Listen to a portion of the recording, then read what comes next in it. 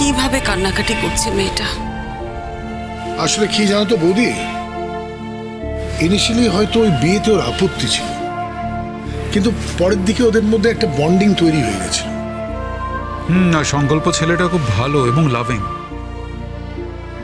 আসলে অর্ণা একটা অপরাধ বোধে ভুগছে। বিদেশ থেকে অর্ণা ফিরে এসেছিল সংকল্পকে ডিভোর্স করে এখানে একা থাকবে বলে। তারপর আস্তে আস্তে তো ওদের মধ্যে সম্পর্কটা ঠিক হয়ে যায় এবং আমার বিশ্বাস ও সংকল্পকে ভালোবাসতে শুরু করে। একটা কথা তো আপনারা সবাই জানেন, যেহেতু অর্ণা আর ডিঙ্কার মধ্যে একটা সম্পর্ক ছিল, সেই জন্যই বিয়ের পর অর্ণা সংকল্পের সাথে অর্ণার সম্পর্কটা হয়নি, তাই তো? সত্যি কথা বলতে কি রোহিদা, মা হিসেবে আমি কোনোদিন চাইনি যে ওদের সংসার ভাঙার জন্যে আমার ডিঙ্কা দায়ী হোক।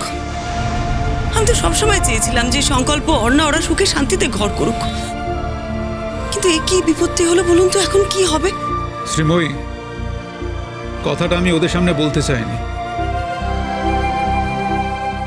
সংকল্প কিন্তু নিজে থেকেই চলে গেছে।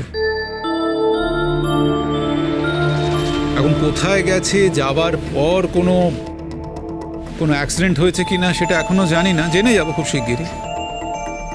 তবে একটা কথা জানি যে ও কিন্তু ফিরে আসার জন্য চলে যায়নি। কি বলছেন আপনি রোহিত বাবু? এটা হলে তো এটা একটা সাংঘাতিক ঘটনা ঘটে যাবে। বিষয়টা কিন্তু খুব ছোট নয়, মেয়েটাকে অনেকটা ভোগাবে। সেই কারণে বলছিলাম যে ওর বাড়ি আমরা সবাই মিলে যাই, কারণ বাচ্চা মেয়ে, এখন বাবা মাও তো তার পাশে নেই, সম্পর্ক ছিন্ন করে দিয়েছে বলে। এখন আমাদেরই ওর পরিবারের মতো হয়ে ওর পাশে থাকতে হবে। আচ্ছা, আপনি কি গেস করছেন বলুন তো রোহিত বাবু? গ্যাস এখন আন্দাজে বলতে পারবো না, কিন্তু একটা কথা জানি,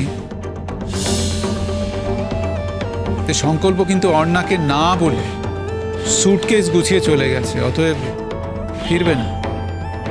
ফিরবে বলেও কিন্তু জানি। হ্যাঁ, এবার যাওয়ার পর যদি কোনো দুর্ঘটনা ঘটে যায় সেটা অন্য ব্যাপার।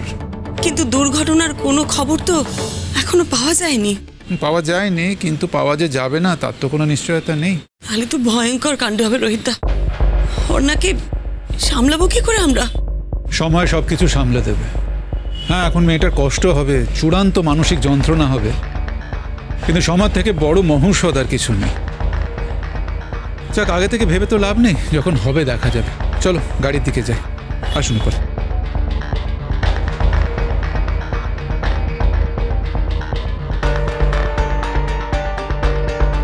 ডিঙ্কা, আমরা এগোচ্ছি, তোরা আয়। তোর কি মনে হয় সংকল্প ফিরে আসবে আজ? আমার মনে হয় সংকল্প যে কোনো সময় এসে বলবে, কি আমার জন্য খুব চিন্তা করছিলে? অর্ণা প্লিজ কাঁদিস না, তুই কাঁদলে আমার আরও বেশি করে অপরাধ বোধ হবে। দেখ, আমি তো তোদের মাঝখান থেকে সরে এসেছিলাম, আমি কিন্তু ইনক্লুড করতে চাইনি। সংকল্পই সেদিনকে আমায় ক্যান্ডেল লাইট ডিনার ইনভাইট করলো, নয়তো। আমার কি মনে হয় জানিস, আমার মনে হয় সংকল্পর ধারণা যে আমি মুখে যাই বলি, আমি এখনো তোকেই, ও ভাবে যে ও দূরে চলে গেলে আমি তোর সাথে ভালো থাক, সুখে থাকবো। ভুল মনে করে ও। অর্ণা, তুই কিন্তু শেষ অবধি প্রমাণ করে দিয়েছিস তুই তোর গোটা জীবনে সংকল্পর থেকে বেশি কাউকে ভালোবাসিস নি। আজকে এই মুহূর্তে দাঁড়িয়ে তোকে আমি আর কোনো মিথ্যে কথা বলবো না প্রত্যুষ। তোর জন্য আমার মনে যাই ফিলিং থাকুক না কেন, আমি আমার জীবনের সংকল্পের থেকে বেশি কাউকে ভালোবাসি না। আমি ওকে আমার সর্বস্ব দিয়ে ভালোবাসতে চেয়েছিলাম, কিন্তু তাও মনে হচ্ছে আমার ভালোবাসা কম, আরো ভালোবাসতে চাই আমি ওকে। আমার সবটা জুড়ে সংকল্প ছিল, আছে, আর ভবিষ্যতেও থাকবে।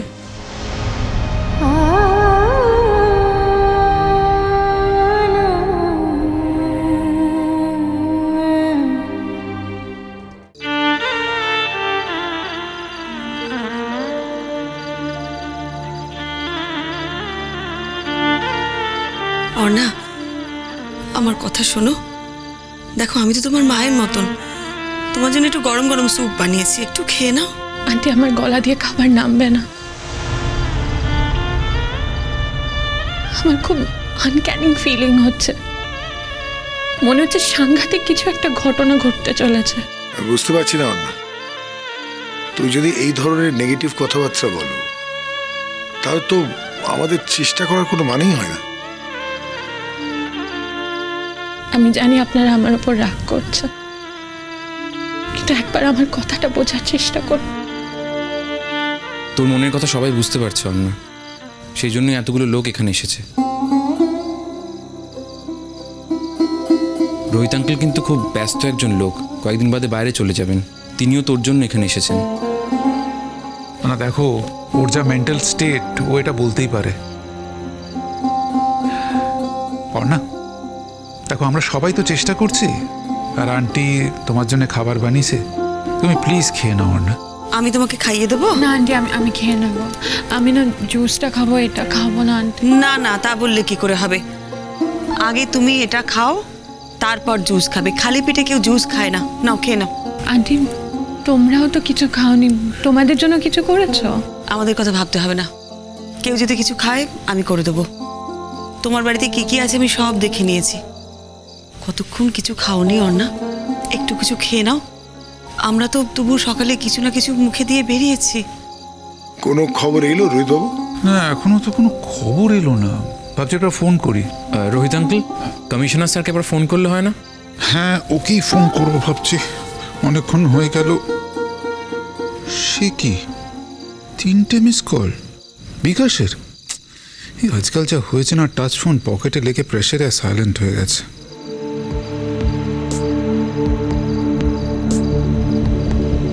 আরে রোহিত, কোথায় তুই?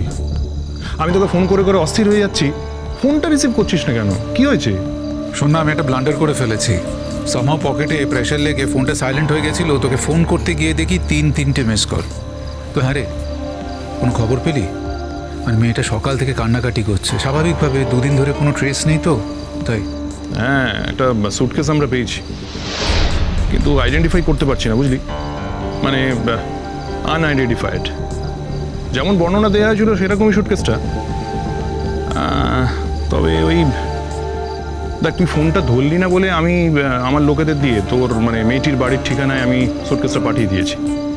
বাই দ্য ওয়ে, তুই তো এখন ওখানেই আছিস, তাহলে একবার মেয়েটাকে দিয়ে চেক করিয়ে দেখ তো ও আইডেন্টিফাই করতে পারে কিনা সুটকেসটাকে। কোথায় পাওয়া গেছে সুটকেসটা?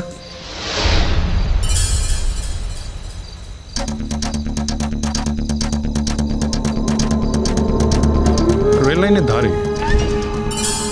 আর বডির কোনো? সরি টু সে, একটা বডি পাওয়া গেছে, ট্রেন অ্যাক্সিডেন্ট। কিন্তু বডিটা এত বিচ্ছিরি অবস্থায় পাওয়া গেছে যে আইডেন্টিফাই করা যাবে বলে তো মনে হচ্ছে না। জামা কাপড় থেকে চিনতে পারা যেতে পারে, যদি ওই জামা কাপড় পরে গেছে কিনা সেই মেয়েটি দেখে বলতে পারে। ঠিক আছে, তুই তুই তুই সুটকেসটা পাঠা, আমি দেখছি। মানে এত রাতে তো না, দেখ, আমার মনে হচ্ছে কাল সকালে তোদের একবার এসে বডিটাকে আইডেন্টিফাই করতে হতে পারে। আর আজ রাতে যদি চাস, আই ক্যান অ্যারেঞ্জ। দেখ, আমি একবার কথা বলে দেখি। হ্যাঁ, কারণ এই ব্যাপারটা তো অপ্রত্যাশিত। তুই আগে সুটকেসটা পাঠা। হ্যাঁ, শোন রোহিত, আমি ড্যাম শিওর যে ওই সুটকেসের সঙ্গে বডিটার একটা লিঙ্ক আছে। কারণ দেখ, যখন বডিটা পাওয়া যায় তখন ওই সুটকেসটাও কিন্তু ছড়িয়ে ছিটিয়ে ছিল, মানে ওর ভেতর থেকে জিনিসপত্র কিছু মিসিংও হতে পারে। আমার মনে হয় ট্রেনটা হঠাৎ এসে পড়েছে, বুঝলি? উনি ওটা বুঝতে পারেননি। আচ্ছা, এটা ওই কোন স্টেশনের আশেপাশে বলতে পারবি? ঢাকুরিয়ার কাছে। ঢাকুরিয়া? ওর তো ওখানে যাবার কথা নয়। মানে ও তো বিদেশে থাকে, ওর ওই সুটকেস নিয়ে ট্রেনে করে ঢাকুরিয়ার আশেপাশে যাওয়ার কোনো কারণ দেখছি না রে। রোহিত আঙ্কেল, কি হয়েছে আমাকে বলো না, কি হয়েছে? আমি আমি আমি তোকে কল ব্যাক করছি। হ্যাঁ, আমি এই পুরো ব্যাপারটা জেনে বুঝে তোকে কল ব্যাক করছি এক্ষুনি। তার মধ্যে সুটকেসটা এসে গেলে। হ্যাঁ, ওকে, রাইট, বাই। ওকে। ওই একটা সুটকেস পাওয়া গেছে। সুটকেস পাওয়া গেছে? কি সুটকেস? কোথায় পাওয়া গেছে? ওই বিকাশ মানে কমিশনার সাহেব ও ফোন করলো আমাকে, বললো যে একটা সুটকেস নাকি পাওয়া গেছে। তো ওই সুটকেসটা পাঠাচ্ছে। তোমার তো অ্যাড্রেস দেওয়া ছিল, এখানকার অ্যাড্রেস, তো এখানেই পাঠাচ্ছে, থানার কাউকে দিয়ে পাঠাবে। তো আগে তুমি ওই সুটকেসটা আইডেন্টিফাই করো, তারপর। সুটকেসটা কোথায় পাওয়া গেছে? যদি বললো তো ওই ঢাকুরিয়া স্টেশনের আশেপাশে। ঢাকুরিয়া স্টেশন? কিন্তু ওখানে তোর কেউ চেনা কেউ নেই। অত দূর কি করতে যাবে? অর্ণা, সুটকেসটা কিন্তু সংকল্পের না হতে পারে। ওরা একটা সুটকেস পেয়েছে, কেউ আইডেন্টিফাই করতে পারেনি। যদি সংকল্পের না হয় সেটা তুই বলে দিস ওদেরকে। সুটকেসটা আগে আসুক, দেখি ওটা সংকল্পর কিনা। যদি সংকল্পর হয় তাহলে তাহলে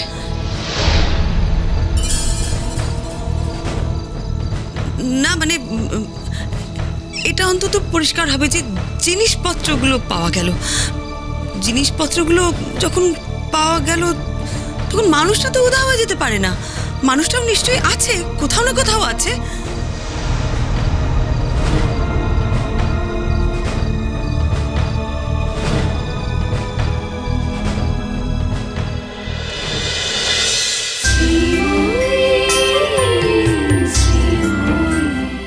স্টার জলসার প্রিয় শো দেখার জন্য সাবস্ক্রাইব করুন আমাদের ইউটিউব চ্যানেলে এবং আপডেটেড থাকার জন্য প্রেস করুন বেল আইকন। চলো চলো চলো চলো পাল্টাই।